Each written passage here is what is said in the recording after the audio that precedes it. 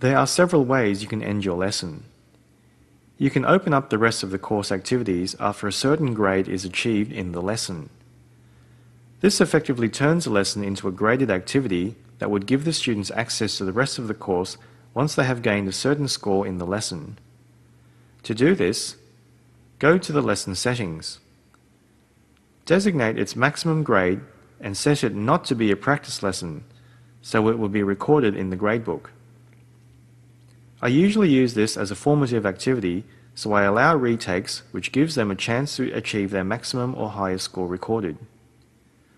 I also display their ongoing score so students know how they are progressing.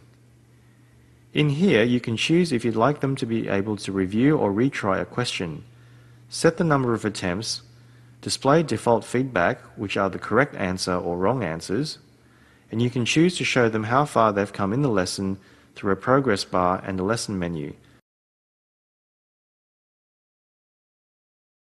just like in our example lesson here. This will let them jump to certain pages in the lesson without having to go through it again.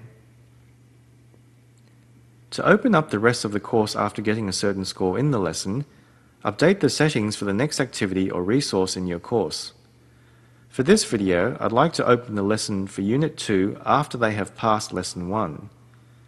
So I'll update Unit 2 lesson and scroll down to its Restrict Access section. In here, you will see the grade condition. Choose which activity you'd like your students to pass and set its grade percentage range. And before they can open the next lesson, its title will be grayed out with the restriction information, just like as we see on our home page here. This way they know that there are more lessons to complete and what they need to do to access it.